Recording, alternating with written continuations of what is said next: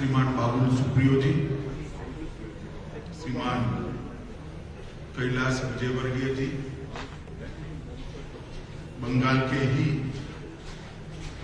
और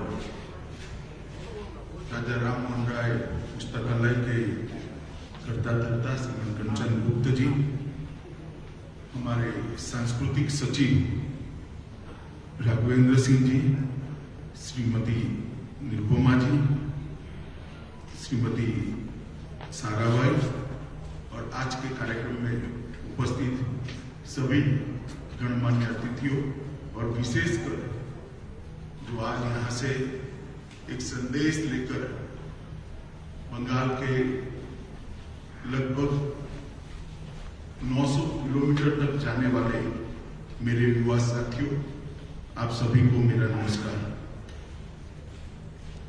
ये कार्यक्रम एक हॉल में हो रहा है और कार्यक्रम की दृष्टि से इसका इवैल्यूएशन संख्या से नहीं किया जा सकता। ये बहुत महत्वपूर्ण कार्यक्रम है क्योंकि ये कार्यक्रम ये पूरी श्रृंखला की एक कड़ी है जो सुभाष चंद्र बोस की 125वीं सालगिरह उनकी मनाने के लिए जो राष्ट्रीय और अंतर्राष्ट्रीय स्तर पर अनेक कार्यक्रमों का जो आयोजन हुआ है उसकी श्रृंखला की एक कड़ी है। ये तो मैं ज्यादा कुछ कहना नहीं चाहता। सुभाष बाबू को देश की जनता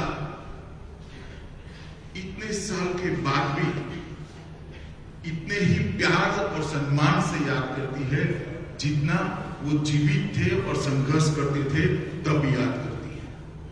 बहुत प्रयास होता है कि सुभाष बाबू को भुला दिया जाए, परंतु उनका कर्तृत्व, उनकी देशभक्ति और उनका सर्वोच्च बलिदान शायद कोई कितना भी प्रयास करे, पीढ़ियों तक भारतवासियों के जहन में जस का तस रहने वाला है। और इसीलिए भारत सरकार ने प्रधानमंत्री जी के नेतृत्व में एक कमेटी बनाई है जो कमेटी यह सुनिश्चित करेगी कि सुभाष बाबू का जीवन, इनका कवन और सुभाष बाबू के संस्कार जो देशभक्ति के हमें मिले हैं वो संस्कार को चिरकाल तक न केवल भारत में रहने वाले भारतीय, दुनिया भर में जहां जहां भारतीय बसे हैं वो चिरकाल तक याद करें और उसमें से प्रेरणा लेकर भारत को महान बनाने में अपना योगदान देते रहे। और मैं खास कर देश भर की युवा पीढ़ी को कहना चाहता हूं कि एक बार सुभाष बाबू के जीवन को आप अचूक पढ़िए, इसमें से बहुत कुछ सीखने को मिलेगा। एक ऐसा मेधावी विद्यार्थी जो आईसीएस की परीक्षा में टॉपर कर बाहर आया, उस वक्त पूरे देश के युवा लालायित होते थे, आईसीएस हो भी जाए तो बहुत बड़ी बात है, अंग्रेज सरकार की नौकरी मिलती थी। सुभाष बाबू ने अंग्रेज सरकार की नौकरी ठुकराकर देश की आजादी के संग्राम के साथ जुटना तय किया। वहीं से उन्होंने एक बहुत बड़ा संदेश, इसका कोई रिकॉर्ड नहीं है कि इन्होंने आईसीएस की परीक्षा क्यों दी हो, क्योंकि बाल सुभाष के मन में ही देश भक्ति के रास्ते पर, देश की स्वतंत्रता के रास्ते पर जाने का तय होगा। मगर ये मैसेज देने के लिए ही ये आईसीएस की परीक्षा दी होगी कि मैं आईसीएस होने के बावजूद भी अंग्रेजों की नौकरी नहीं करना चाहता, इस देश से अंग्रेजों ने अब जाना चाहिए। एक उत्तम प्रशासक थे, कलकत्ता के मेयर बने, कांग्रेस पार्टी के 2 बार अध्यक्ष बने और एक बार तो गांधी जी की इच्छा के विरुद्ध चुनाव लड़कर गांधी जी के प्रत्याशी को हराकर वो कांग्रेस के अध्यक्ष। उनकी लोकप्रियता का परिचय और अदम्य उत्साह देश को कुछ भी कर आजादी देना, और इसमें से कोई चीज, कोई प्रयास, कोई रास्ता बाकी न छोड़ो। मित्रों, कल्पना कर सकते हैं एक ऐसे साम्राज्य के खिलाफ वो लड़ाई लड़ रहे थे जिसका सूर्योदय कभी समाप्ति नहीं होता था, जिनका दिन कभी अस्त नहीं होता था। इतने सारे देशों पर उनका साम्राज्य था और उसको चकमा देकर बंगाल से भागकर हजारों किलोमीटरों की यात्रा कर पैदल, गाड़ी में, सबमरीन में आजाद हिंद फौज की रचना तक और भारत की भूमि पर अपना तिरंगा फहराने तक की इनका जो संघर्ष गाथा है कोई भारतीय ने कभी भूलनी नहीं चाहिए। और इसीलिए भारत सरकार ने तय किया है कि 125वां उनका जो साल उसको न केवल सुभाष बाबू देश के लिए, देश की आजादी के लिए, देश को आगे बढ़ाने के लिए जिन जिन लोगों ने अपना जीवन का बलिदान दिया, जिन जिन लोगों ने अपनी पढ़ाई लिखाई छोड़कर देश के स्वतंत्रता संग्राम में कूद पड़े, उस सभी को एक बार फिर से जनमानस के अंदर पुनर्जीवित करना और उसमें से प्रेरणा लेकर आगे बढ़ना। यहां बहुत सारे युवा बैठे। अभी हमने सांस्कृतिक कार्यक्रम में खुदीराम बासु की बात सुनी। इतनी कम आयु में हंसते हंसते वंदे मातरम बोलकर फांसी के फंदे पर चढ़ जाना कोई कम वीरता की बात नहीं। मित्रों, हम लोगों के भाग्य में देश के लिए मरना नहीं मगर देश के लिए जीना ईश्वर ने हम पर छोड़ा है। मैं युवाओं को खास अपील करता हूं कि जिन्होंने देश के लिए अपनी जान का बलिदान दिया उसका स्मरण कर कर हम बाकी का जीवन देश के लिए जीना ये तय कर दे तो उनको बलिदान को इससे बड़ी श्रद्धांजलि कोई नहीं। और इसीलिए इस प्रकार के कार्यक्रम की रचना की जाती है कि युवा पीढ़ी इसको जाने, समझे, ये संस्कार को, देशभक्ति और बलिदान के संस्कार को स्वीकार करें। बलिदान का मतलब सिर्फ अपनी जान का बलिदान देना नहीं। बलिदान का मतलब देश के अस्तित्व में अपने व्यक्तित्व को घुला मिल देना, अपने व्यक्तित्व को पिघाल देना भी बलिदान होता है। देश के प्रगति के लिए, देश को महान बनाने के लिए अपना सर्वस्व दांव पर लगा देना भी बलिदान होता है। देश को आगे बढ़ाने के लिए अपनी निजी व्यक्तिगत कैरियर को भी बलिदान करना, वो भी बलिदान होता है। जब आजादी मिल गई, हजारों लाखों बलिदानियों की बलिदान के आधार पर, तब हम देश को कहां ले जाना चाहते? वो देश की युवा पीढ़ी ने तय करना पड़ेगा। सुभाष बाबू ने अगर कैरियर का सोचा होता तो आज हमारे सामने आजाद हिंद फौज का गौरवशाली इतिहास ही नहीं होता, जिन्हें अंग्रेजों ने हिलाकर रख दिया था। सुभाष बाबू ने अगर कैरियर का सोचा होता तो भारत के ऊपर राज करने वाले अंग्रेजी साम्राज्य को झंझोड़ कर किसी ने रख नहीं दिया। सुभाष बाबू ने अगर अपनी कैरियर का सोचा होता तो देश के करोड़ों युवाओं को 125 साल के बाद भी वो प्रेरणा स्रोत न मिला होता, जिस प्रेरणा स्रोत के आधार पर आज करोड़ों युवा अपना जीवन को उस रास्ते पे ले जाने। मित्रों, नरेंद्र मोदी जी ने जो निर्णय किया है सुभाष बाबू की 125वीं जयंती को मनाने का, मैं मानता हूं कि ये बहुत बड़ा निर्णय है और इस निर्णय से देश के अंदर बहुत बड़ा परिवर्तन। आज यहां से एक साइकिल यात्रा शुरू हो रही, 3 टुकड़ियां जाएगी। एक टुकड़ी का नाम है नेताजी सुभाष चंद्र बोस टुकड़ी, जो 270 किलोमीटर का सफर तय कर नामी अनामी गुमनाम कई शहीदों के गांव में जाकर उनका महिमा मंडन करने का, उनकी याद को फिर से एक बार जीवित करने का प्रयास करेगा। दूसरी टुकड़ी रास बिहारी बोस टुकड़ी है जो 400 किलोमीटर की यात्रा करेगी और सभी हमारे शहीद जो जिस गांव में से पैदा हुए थे वहां जाकर आगे बढ़ेगी। और खुदीराम बोस टीम भी जाएगी जो 250 किलोमीटर की यात्रा करेगी।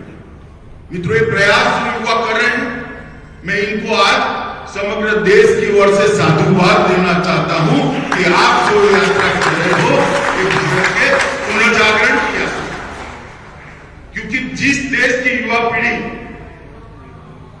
आजादी के इतिहास को, जिस देश की युवा पीढ़ी अपने देश के इतिहास को समझती नहीं है, उसमें से गर्व के भाव को आत्मसात नहीं करती है, वो देश का भविष्य नहीं बना सकती। देश का भविष्य वही युवा पीढ़ी बना सकती है जो देश के इतिहास को समझती है।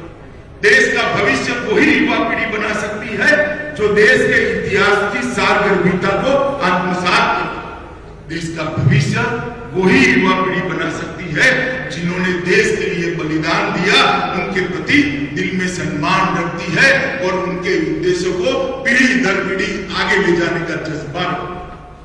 और आज जो युवा यहां से साइकिल लेकर निकलेंगे वो पूरे बंगाल के अंदर लगभग 900 किलोमीटर की यात्रा कर देश के बंगाल के युवाओं को जिस प्रकार से प्रेरित करने का काम करेंगे, मैं मानता हूं कि उनका यह प्रसार बहुत लंबे समय तक बंगाल को और भारत को बहुत कुछ देगा।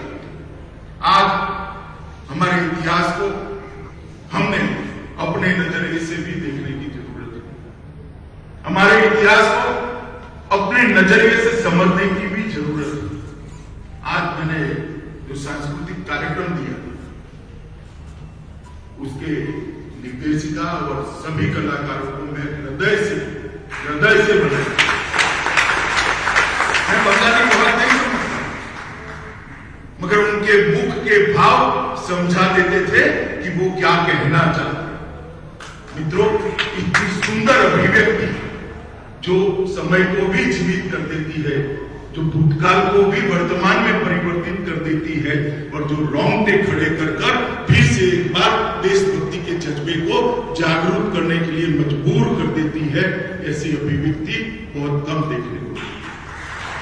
बहुत सुंदर अभिव्यक्ति यहां पर की है। मैं इतना ही कहना चाहता हूं कि ये जो कार्यक्रमों की श्रृंखला है, सुभाष बाबू की 125 वर्ष की जयंती के 125वीं जयंती के 1 साल तक चलेंगे। देश के युवा इस कार्यक्रमों की श्रृंखला के साथ जुड़े, देश भर के अंदर एक कार्यक्रम, और जब देश की आजादी के 75 साल होंगे तब मोदी जी ने तय किया है कि 75वां साल आने वाले और 75 साल तक के लक्ष्य तय कर हम आगे बढ़े, भारत को विश्व के अंदर सबसे महान बनाने की कवायद के साथ हम सब जुड़ जाए। ये 2 कार्यक्रम, ये 2 वर्ष एक साथ आना भी एक अपने आप में बहुत बड़ा सहयोग। सुभाष बाबू का 125 साल मनाने का 1 वर्ष और आजादी के 75 साल के 1 वर्ष, ये हम दोनों वर्षों को भारत की युवा पीढ़ी ने ये 2 साल अपने आप को ये सभी कार्यक्रमों के साथ जोड़ना चाहिए।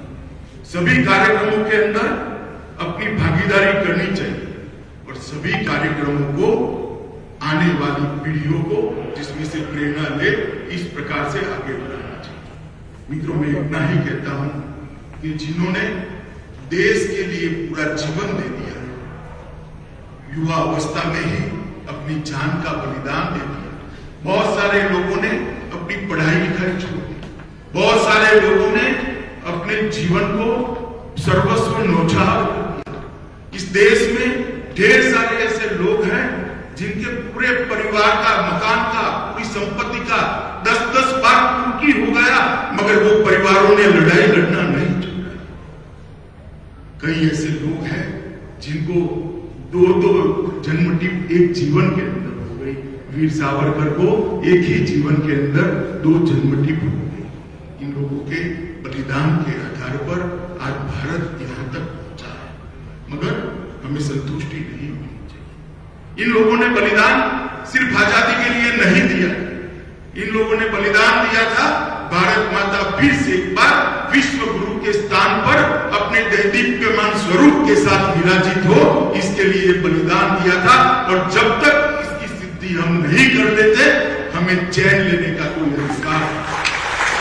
और इसी बंगाल की भूमि से एक आर्षद्रष्टा, एक मनीषी ऋषि अरविंद ने एक भविष्यवाणी की थी, और उसी अरविंद की भविष्यवाणी को मैं ईश्वर के आशीर्वाद समझता हूँ। वो सच होने के लिए ही होती है। उन्होंने भविष्यवाणी की थी कि भारत इतना आगे बढ़ेगा कि फिर से एक बार हम भारत माता को विश्व गुरु के स्थान पर देखा। श्री अरविंद के शब्दों को सत्य में परिवर्तित करने के लिए हम लोगों ने हमारा बाकी का जीवन इस रास्ते पर देना चाहिए, ऐसा मेरा बहुत मानना है। मित्रों, अंत में मैं इतना ही कहना चाहता हूं कि मरते मरते बलिदान करते वक्त शहीदों के मनस्थिति को देखकर एक कवि ने कहा था, शहीदों की चिताओं पर जुड़ेंगे हर बरस मेरे, वतन पर मरने वालों का बस बाकी यही मिसाल होगा। मैं इससे आगे मेरे तो जरूर लगाने चाहिए, इनकी चिताओं पर हर साल मेरे लगाने चाहिए, मगर जिस उद्देश्य के लिए उन्होंने शहीदी दी है उस उद्देश्य की परिपूर्ति के लिए मेरे के साथ साथ अपना जीवन भी लगा देना चाहिए। फिर से एक बार साइकिल लेकर निकलने वाले सभी युवाओं को बहुत बहुत अभिनंदन भी देता हूँ, शुभकामनाएं भी देता हूँ, और सांस्कृतिक मंत्रालय को एक बहुत अच्छी प्रस्तुति के लिए, सभी कलाकारों को बहुत अच्छी प्रस्तुति के लिए मन से साधुवाद देना चाहता हूँ। वंदे मातरम।